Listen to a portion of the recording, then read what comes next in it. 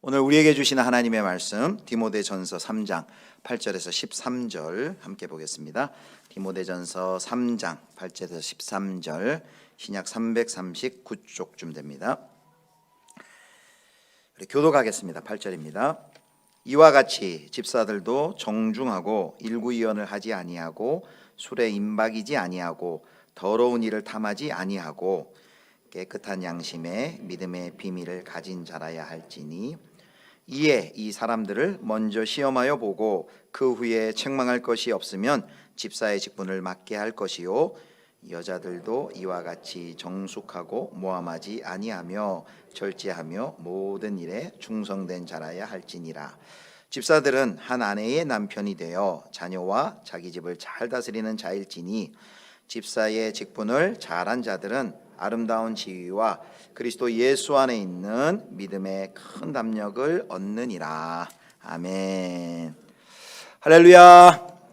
반갑습니다. 많이 나오셨는데 우리 좌우로 앞뒤로 또 가정에서도 함께 인사하겠습니다. 사랑합니다. 축복합니다. 또 건강하세요. 반갑습니다. 네. 2층에도 많이 오셨습니다. 또 오늘 온라인으로 예배 참석하신 분들 감사드립니다. 지난 월요일에 이제 거리두기가 종료되어서 이제 새로운 일상 회복으로 이제 온 국민이 또 나라가 이제 나아가게 됐습니다.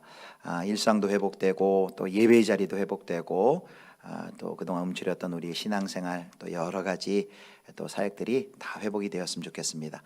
다음 주일이 이제 5월 1일인데요. 어린이 주일입니다. 그래서 어린이 주일 유아 어린이 세례식이 있고요. 어린이 주일 또 각 교회 학교에서 여러 가지 행사를 준비했고 이제 다음 주일부터 그동안 2년 3개월에 중단됐던 교회에 점심 제공을 하려고 합니다. 이제 내일부터 가능해서 오늘 됐으면 오늘 투표도 하고 그러셔서 식사를 제공했으면 좋은데 다음 주일부터 식사를 제공하게 됐습니다. 아무쪼록 이제 5월 활기찬 또 이 새봄에 우리의 움츠려들었던 신앙들이 다시 한번 회복되는 그런 은혜가 우리 모두에게 있으면 좋겠습니다. 오늘 말씀은요, 직분 하나님께서 교회에 주신 선물이란 제목으로 함께 말씀을 나누겠습니다. 오늘이 특별히 이제 재직 선거인데요. 그래서 직분과 직분자에 대해서 함께 살펴보려고 합니다. 이 직분이 뭘까? 이 국어사전에 검색을 해보니까요. 직무상의 본분, 또 마땅히 하여야 할 본분이라고 이렇게 나와 있습니다.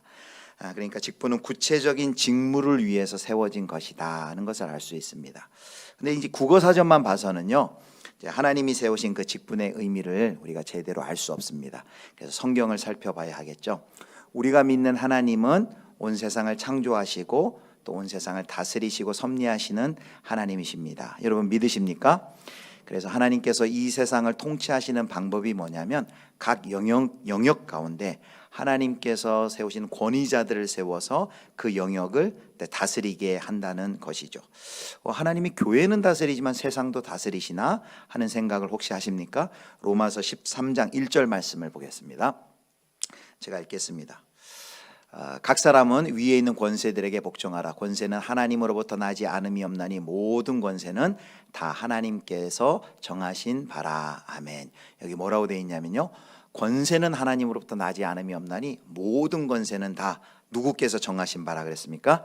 하나님께서 정하신 바다 그랬습니다. 그래서 가정이라는 영역 가운데 하나님께서 가정을 다스릴 권위자를 세우셨어요. 누구일까요? 부모를 세워서 부모에게 그 권위를 주셨습니다.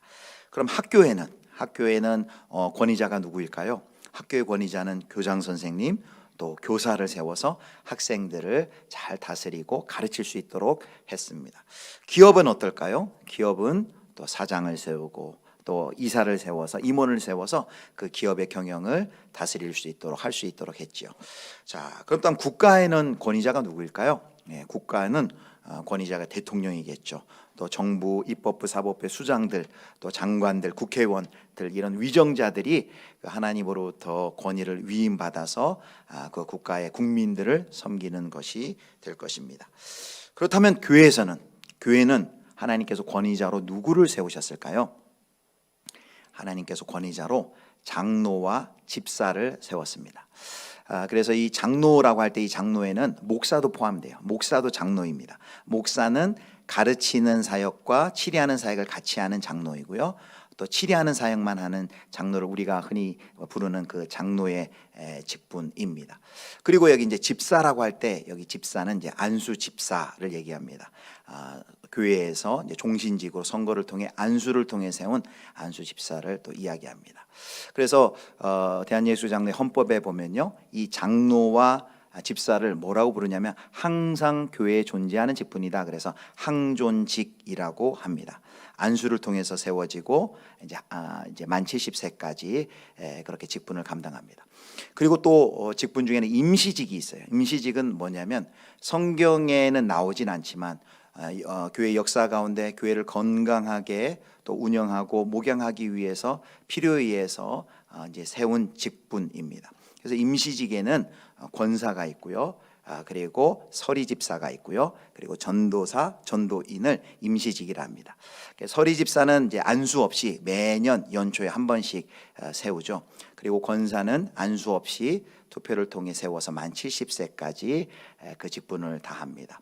그래서 대개 이제 직분자 그러면 교회에서 목사, 장로, 집사, 이제 권사를 이제 직분자라 그러고 재직이라고 하고, 그분들이 이제 재직회를 하는 것이죠. 자, 이렇게 하나님께서는 교회에 권위자를 세워서 교회를 섬기고 다스리도록 했습니다. 그런데 우리 특별히 이제 한국 분들은 권위라는 말을 이제 별로 안 좋아합니다. 왜냐하면 워낙 우리가 역사 가운데 부당한 권위에 그 압제가 있어서 트라우마가 있기 때문에 권위에 대해서는 반항하는 그런 마음들이 좀 많이 있습니다. 권위에 대해서 좀 부정적이에요. 하나님께서 권위자를 세우고 교회에서도 권위자로 직분자를 세워서 교회를 섬기게 했다라고 했을 때, 그러면 이 직분자가 그 우리가 부정적으로 생각하는 권위 막 다스리고 막 자기 마음대로 하는 그런 권위자일까요? 오늘 디모데전서 1장 12절 말씀을 한번 보겠습니다. 거기 직분이란 단어가 나오는데요, 그 직분의 뜻을 살펴보겠습니다. 우리 같이 한번 읽겠습니다. 시작.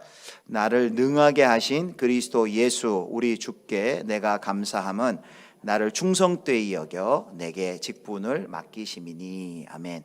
사도 바울이 자신의 영적인 아들 디모데에게 서신을 보내면서 거기에 자기 간증을 하는데요, 거기 뭐라고 그러냐면 하나님께서 나를 충성되게 여기서 내게 직분을 맡겼다 그랬습니다.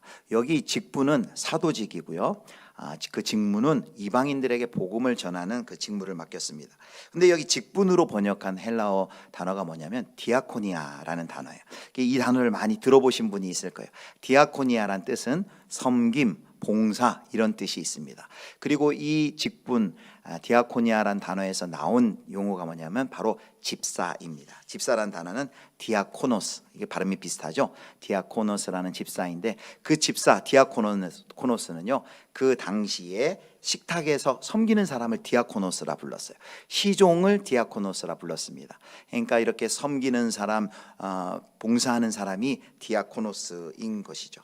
사도행전 6장에 보면 초대교회가 이제 구제하는 일이 너무 바쁘니까 이제 초대교회 이제 최초로 7 집사를 세웁니다.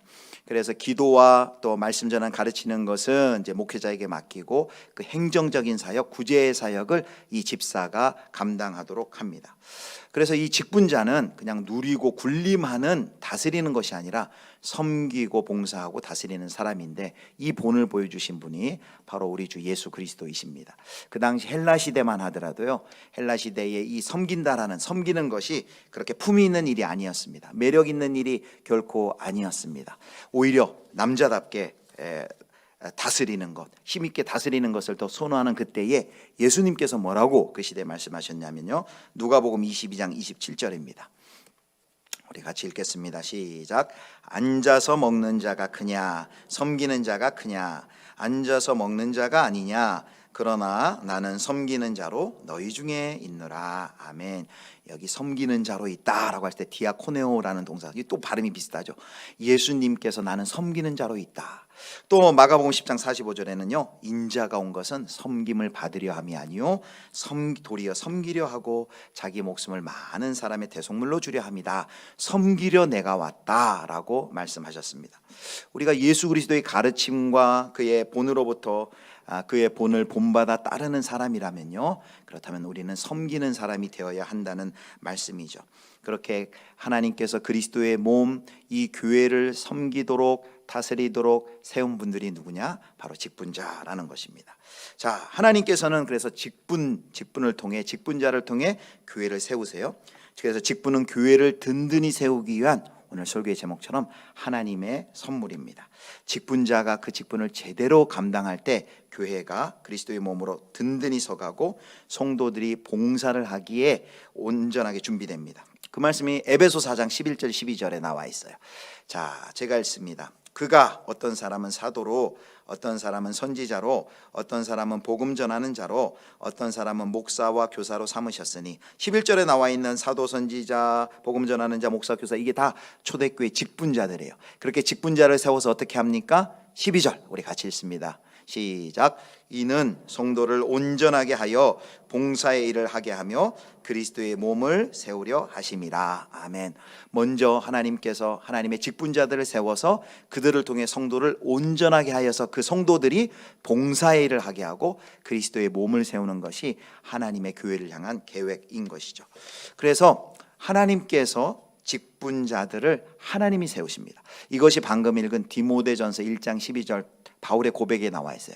바울의 고백의 마지막에 뭐라고 하냐면, 나를 충성되이 여겨 내게 직분을 맡기셨다라고 말하고 있습니다. 하나님께서 직분을 맡기시는 거예요. 하나님께서 직분자를 세우시는 것입니다. 그래서 직분자는요, 하나님께서 불러 세우신 자입니다. 직분자가 되는 것은 자신의 의지에 따라서 내가 하고 싶어서 할 수 있는 것이 아닙니다.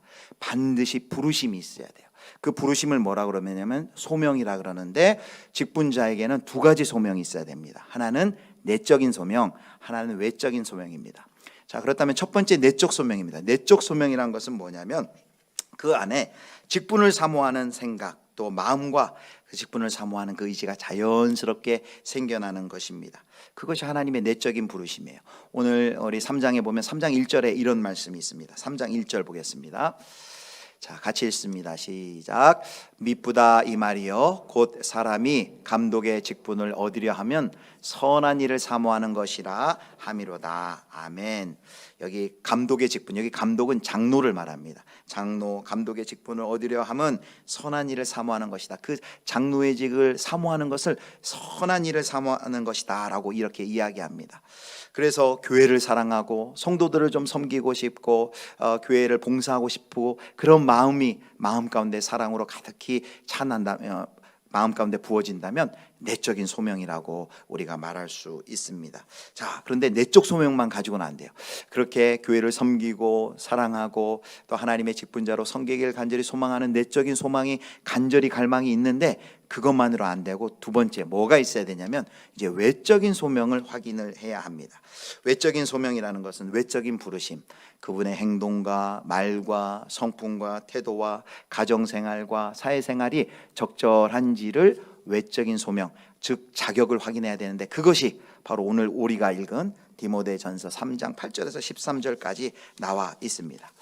자, 3장 1절부터 7절까지는 이제 감독, 장로의 자격에 대해서 얘기하고, 8절부터 13절까지는 이제 집사에 대해서 얘기해요. 특별히 이제 저희가 이번에는 이제 장로 선거는 없지만 집사 직분에 대한 선거, 또 권사 선거가 있어서 3장 8절부터 13절까지는 조금 자세하게 살펴보겠습니다.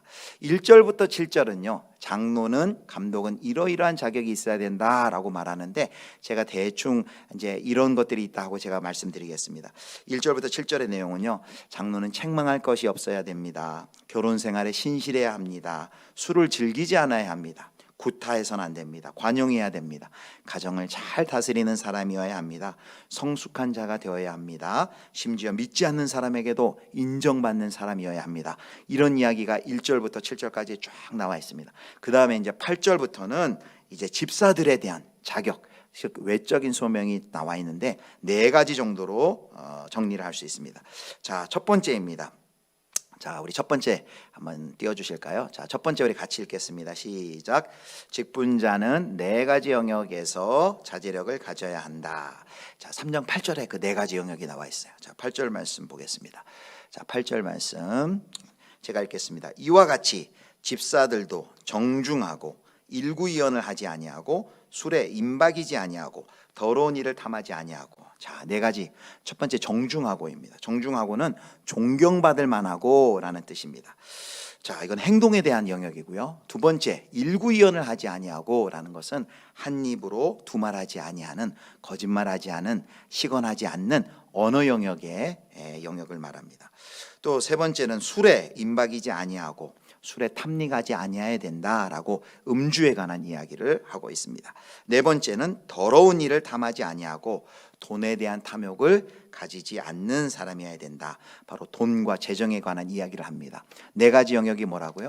행동에 대해서, 또 말, 언어 생활에 대해서, 음주의 문제에 대해서, 돈의 문제에 대해서, 이런 네 가지 영역에 대해서 집사들은, 직분자는 자제력을 가지고 있어야 됩니다. 이것이 점검해 보아야 할 이제 첫 번째 외적인 자격 소명이란 것입니다. 자, 두 번째입니다. 두 번째, 우리 두 번째 같이 읽겠습니다. 시작. 직분자는 정통신앙을 가져야 합니다.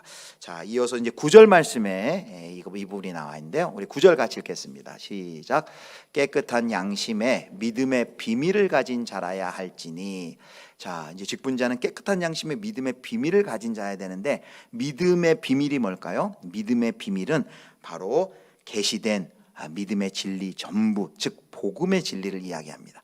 그의 심령 속에, 그의 마음 속에 복음의 진리가 차 있는지를 확인해야 됩니다. 복음의 진리가 아니라 어디에서 잘못된 이단 사상과 사설을 마음에 품고 있는 자라면 절대로 직분자로 세워서는 안 되겠죠. 그래서 그 복음의 진리를 붙들고 있는 사람인지를 확인해라 라는 것입니다.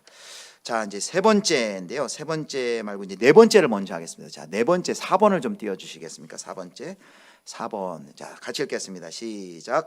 직분자는 가정생활에 신실해야 합니다. 예, 직분자는 가정생활에 신실해야 됩니다. 자, 12절 말씀을 함께 보겠습니다. 12절. 우리 같이 읽겠습니다. 시작. 집사들은 한 아내의 남편이 되어 자녀와 자기 집을 잘 다스리는 자일지니. 아멘. 여기 감독의 자격에도 앞에 보면 3장 2절에 하나님의 남편이 되어가 있는데, 이 하나님의 남편이 뭐냐, 이 해석이 많습니다. 5가지 정도 되는데요. 이렇게 해석하면 좋을 것 같습니다. 오직 하나뿐인 배우자 아내에게 전적으로 참되고 신실하고 도덕적으로 의심할 데가 없는 자야 됩니다. 즉 결혼생활, 가정생활, 그의 성문제에 있어서 흠이 없다는 평판을 들어야 한다는 것입니다. 자, 그리고 이제 세 번째, 절수에 따라서는 세 번째인데요. 이 모든 것을 합해서 이제 세 번째, 이제 마지막 이렇게 정리할 수 있습니다. 자, 읽겠습니다. 시작. 직분자는 시험을 거쳐 증명되어야 합니다. 자, 이런 앞에 첫 번째, 두 번째, 세 번째 이 모든 것을 합해서 시험을 거쳐 증명이 되어야 된대요. 자, 10절 말씀 보겠습니다. 10절. 이에 이 사람들을 먼저 시험하여 보고 그 후에 책망할 것이 없으면 집사의 직분을 맡게 할 것이요. 여기 시험하여 보고라는 뜻은 면밀하게 살펴보고라는 뜻입니다. 아까 네 가지 영역의 절제력이 있는지, 그리고 정통신앙 믿음을 가지고 복음의 진리를 품고 있는지, 가정생활에 신실한지, 이러한 모든 것들을 면밀히 살펴보고, 그래서 시험하여 보고 그 후에 책망할 것이 없으면, 흠이 없으면 직사의 직분을 맡길 것이다 라고 말을 합니다. 우리 고위공직자들 이제 세우기 전에 요즘에 이제 인사청문회를 하죠. 우리가 직분자를 세우기 위해서 교회에서 청문회는 하지 않지만, 그러나 미리 공고를 하고 후보자를 먼저 선거관리위원회 또 당회를 통해서 그 후보의 자격을 보고 후보자를 추천하고 또 한 달 동안 기도하면서 이제 우리가 면밀히 그분이 걸어온 길과 성품과 삶과 신앙과 봉사의 내용, 이런 것들을 보면서 우리가 검증하는 시간을 우리가 지난 한 달간 우리가 가졌죠. 그래서 시험을 거쳐 증명해야 된다라고 이야기를 합니다. 바로 이것이 이제 외적인 소명이라고 할 수 있습니다. 내적인 소명, 교회를 섬기고 싶은 그 갈망과 성도를 사랑하는 마음, 직분자로서 서서 하나님의 그 귀한 교회를 세우는 그 신실한 그 아름다운 일에 쓰임받고자 하는 내적인 소명과 동시에 외적으로도 이런 자격이 갖추어져 있는지를 동시에 살펴보아야 하는 것입니다. 자, 그런데 여기 보면 이런 집사의 직분에 합당한 외적인 소명, 자격을 설명하는데 중간에 그 이제 12절이 나와요. 12절 말씀 한번 11절 말씀 보겠습니다. 11절에 갑자기 여기 이제 여자들도 이와 같이라는 그런 표현이 나옵니다. 11절을 같이 보겠습니다. 11절 우리 같이 읽겠습니다. 시작. 여자들도 이와 같이 정숙하고 모함하지 아니하며 절제하며 모든 일에 충성된 자라야 할지니라. 아멘. 여기 이제 집사들에 대한 자격이 쭉 나온 다음에 갑자기 이제 8절부터 8절, 9절, 10절 나오다 11절에 여자들도 이렇게 나옵니다. 그럼 여기 여자들이 누구냐? 이 해석이 둘로 나뉘어져요. 하나는 여기 여자들은 앞에 말한 그 집사들의 아내를 이야기한다라는 그런 해석이 있고요. 또 하나는 아니다. 여기 여자들은 여성 집사들을 이야기한다라는 의견이 있습니다. 그런데 이 두 해석 중에 이것이 맞다 저것이 맞다라고 할 수 없을 정도로 너무나도 이게 팽팽합니다. 그래서 이 11절의 여자들은 여성 집사다라고 주장하는 분들은요. 11절에 이와 같이라고 시작했는데 8절도 보면 집사를 설명할 때 이와 같이라고 설명하는 것을 보면서 사도 바울은 이와 같이라는 표현을 통해서 새로운 주제를 시작할 때는 이와 같이라는 표현을 쓰는 것으로 봐서 이거는 이 새로운 여성 집사들에 관한 시작이다라고 이야기하고요. 또 3장 1절에서 7절에 장로의 자격에 대해서는 쭉 이야기하고는 거기서 장로의 아내들은 이야기 안 했는데 왜 갑자기 집사의 아내들을 이야기하겠느냐? 그럴 리가 없다 이렇게 얘기하고요. 또 집사의 아내들이라고 할 때는 그 정관사가 있어야 되는데 여기 정관사가 없다. 그래서 이것은 분명히 여성 집사들이다라고 이런 또 주장을 합니다.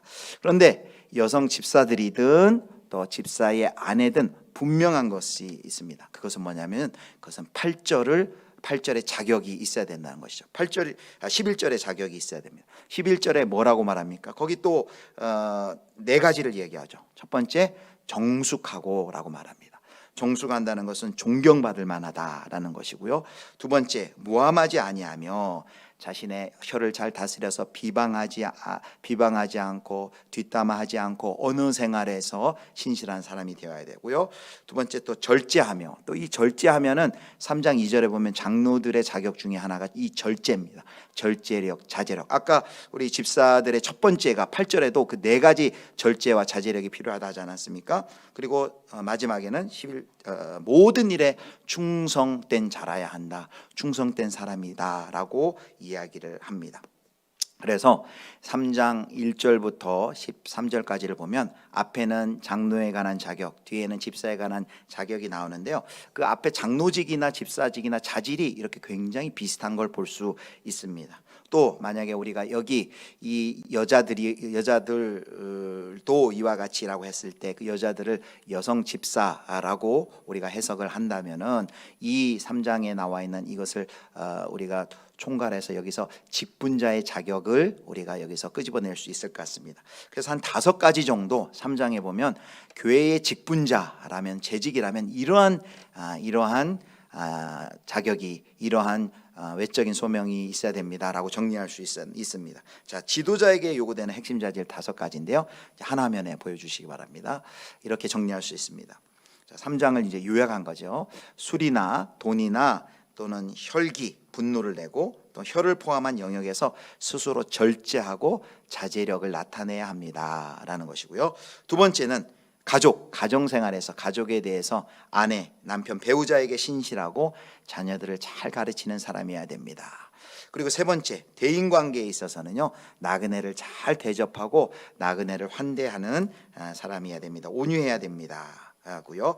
네 번째, 외인, 예수를 안 믿는 사람들 외인에 대해서도 그들에게 존경을 받을 만한 사람이어야 됩니다. 그리고 마지막에는 믿음에 대해서는 진리를 굳게 붙잡은 사람이어야 되고, 특별히 장로는 가르침을 잘해야 된다, 가르치는 은사가 있어야 된다라는 이런 덕목도 추가가 됩니다.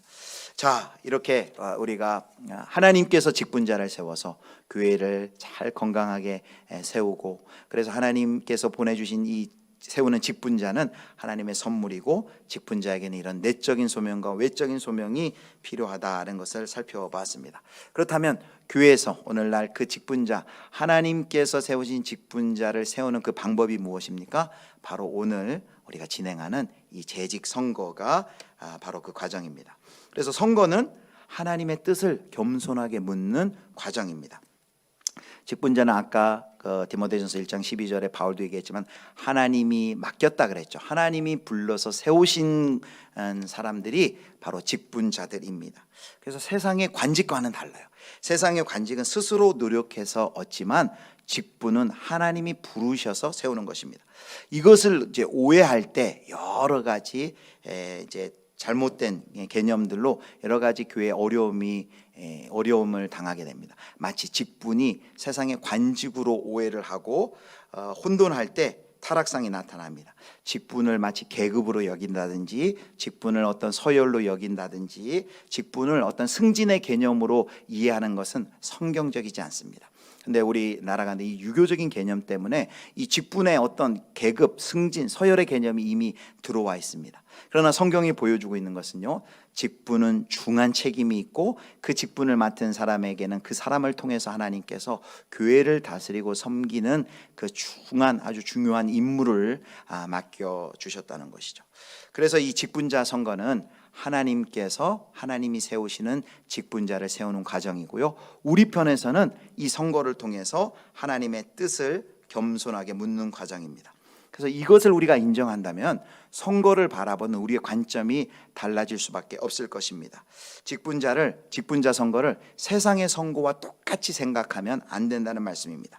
그래서 선거를 할 때 내 마음에 들고 나와 친한 사람, 나의 말을 잘 들어줄 후보를 선택하는 것이 아니라, 직분자는 인기투표가 결코 아닙니다. 직분자 선거는 자신의 뜻을 잘 대변해 주는 사람을 뽑는 것이 아니라 하나님의 뜻을 잘 받들어서 하나님의 뜻을 이룰 사람, 대변해 줄 사람을 선출하는 것이죠. 그래서 이제 헌법에 보면요, 교회 정치에 이제 선거에 대해서 이렇게 하라라고 이제 나와 있는데 제가 읽어드립니다. 선거 투표는 무흠 세례 교인이 기도하는 마음으로 비밀히 할 것이라. 비밀히 할 것이다. 교회에서나 어떤 회의에서든지 특정한 사람의 성명을 기록하여 알리거나 방문하여 권유하거나 문서로나 집회를 이용하여 선거운동하는 일을 일절 금한다. 이를 어겼을 경우 그 치류에는 적절히 시벌한다. 그래서 직분자를 세우는 우리 교회의 선거는요, 선거운동을 하지 않습니다. 하나님께서 세우신다는 것을 믿고 그 하나님이 세우신 것을 선거를 통해서 우리가 확인을 하는 과정이죠. 그래서 이제 우리가 이제 예배를 마치고 선거에 임할 텐데요, 선거에 임하시는 모든 우리 성도님들은 내가 원하는 사람을 당선시키기 위해서 선거하는 것이 아니라 하나님의 뜻을 확인하기 위해서 내가 투표를 한다라는 그 마음가짐으로 하셔야 됩니다.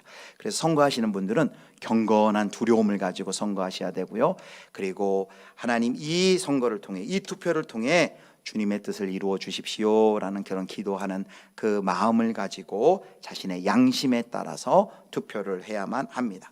그리고 선거 결과 자신이 투표한 내가 밀었던 사람이 선출되면 너무 기쁘겠죠, 좋겠죠. 그러나 그렇게 내가 뽑았던 사람이 선출되지 못했다 하더라도 하나님의 뜻을 확인했기 때문에 그것이 하나님의 뜻인 것으로 받아들이고 우리가 감사하고 또 실망하지 않을 수 있습니다. 후보자들도 마찬가지입니다. 이제 이번에 내 교회의 추천을 통해서 이제 안수 집사님 18분 후보, 또 20분 이제 후보가 선생님이 세워졌어요. 근데 우리가 그 중에 이제 10분을 세우기 때문에 분명히 선출되지 못하시는 분들이 분명히 있을 것입니다. 아마 선출되지 못하면요, 기분은 나쁠 것입니다.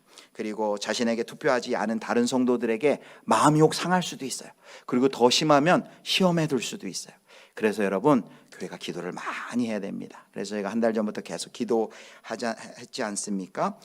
선출된 후보, 선출되었든 선출되지 않았든 모든 후보자들이 기도하면서 결과를 통해 겸손하게 자기 자신을 돌아보고 하나님의 뜻을 기쁘게 받아들일 수 있도록 기도하면서 준비해야 됩니다.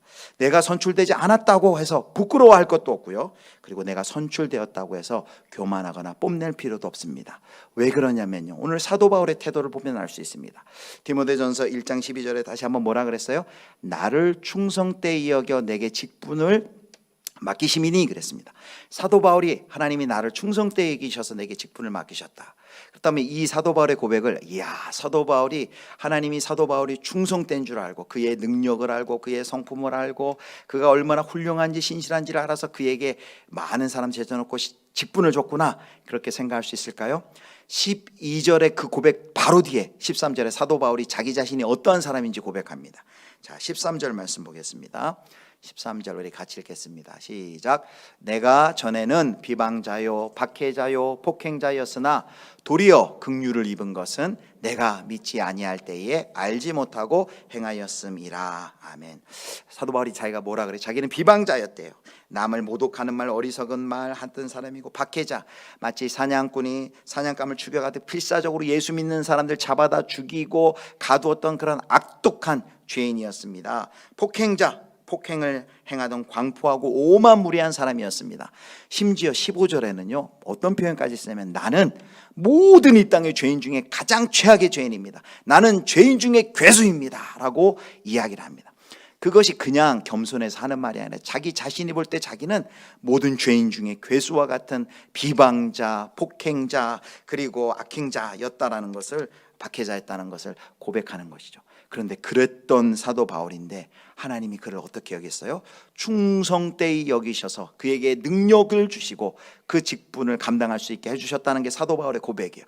그래서 사도 바울은 자신이 직분자로 세워주신 것을, 야, 그래도 내가 신실하니까, 충성되니까 하나님이 내 능력 보시고 나를 세워주셨구나, 하나님이 나를 충성되이 여기셔서 나를 세워주셨습니다, 그게 아니라 이것은 전적으로 하나님의 은혜입니다 라고 고백하면서 14절처럼 고백을 해요. 14절 말씀 사도 바울의 고백을 같이 읽겠습니다. 시작. 우리 주의 은혜가 그리스도 예수 안에 있는 믿음과 사랑과 함께 넘치도록 풍성하였도다. 아멘. 내가 직분자로 세운 것은 하나님의 은혜가 나에게 풍성히 넘친 그 결과입니다. 믿음과 사랑과 함께 넘치도록 풍성히 넘쳤기 때문에 내가 직분자가 된 것이지 내 능력과 내 신실함, 내 충성됨 때문이 아닙니다 라는 것이 사도 바울의 고백입니다.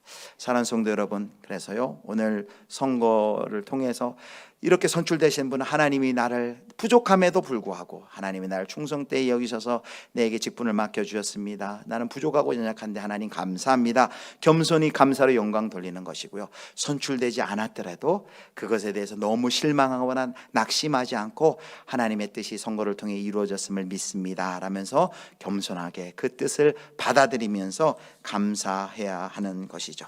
말씀을 맺도록 하겠습니다. 오늘 설교의 제목처럼 직분은 하나님께서 하나님의 교회를 세우기 위해서 주신 하나님의 선물입니다.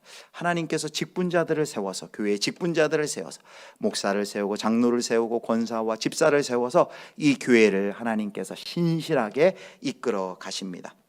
그런데요, 가슴 아프게도 한국 교회의 대부분의 문제는 뭐냐면요, 이 직분자의 문제라고 얘기합니다. 지도자의 문제라고 얘기합니다. 특별히 뭐 이런 말씀을 하기도 죄송한 게 목회자의 문제죠. 목사들이 먼저 잘못했기 때문이죠. 앞에선 지도자들이 잘못했기 때문입니다. 그래서 특별히 직분자들을 위해서 더 많은 기도가 필요합니다. 오늘 하나님께서 우리 예수비전교회의 새로운 세대 교체를 통해서 이제 새로운 시작을 통해 또 이렇게 새로운 직분자를 세우는 복된 기회를 주셨습니다. 설교를 마치기 전에 한 가지 이야기만 하고 싶은데요, 어떤 사람이 너무 삶이 가난하고 힘들어가지고 이분이 하나님한테 기도를 하기 시작했어요. 하나님, 저 제발 복권 좀 당첨되게 해주세요. 얼마나 열심히 간절히 기도했는지 식음을 전폐하고 금식하면서 하나님 너무 살기 힘듭니다. 복권을 당첨시켜 주십시오. 그런데 어찌된 일입니까? 그렇게 기도를 했는데 어느 날 하나님께서 그 간절한 기도를 들으시고 그 앞에 나타나신 거예요. 기도에 응답을 하시기 위해서 나타나신 거예요. 그러니까 이 사람이 너무 놀란 거예요. 이 복권을 당첨하게 해달라고 했는데 하나님이 나타나셔서 내게 무슨 말씀을 하시나, 드디어 내 간절한 기도가 응답되는가 보다 했는데 하나님이 나타나셔서 이렇게 하시더라는 거예요. 야, 복권 당첨해달라고 기도하려면 좀 복권이라도 사고 좀 기도해라. 복권도 안 사고 간절히 기도했다는 거예요. 무슨 얘기예요? 기도를 하려면 인간으로서 해야 될 책임은 다 하면서 기도를 하라는 거예요. 복권도 안 사고 복권 당첨해달라면 그 기도는 하나님께서도 들어주고 싶어도 못 들어주는 것이죠. 우리가 기도했어요. 하나님, 이번에 우리 일꾼이 많이 필요합니다. 안수 집사님 10분, 권사님 10분을 저희들에게 허락해 주세요. 우리가 기도했어요. 하나님의 뜻을 구하는 거죠.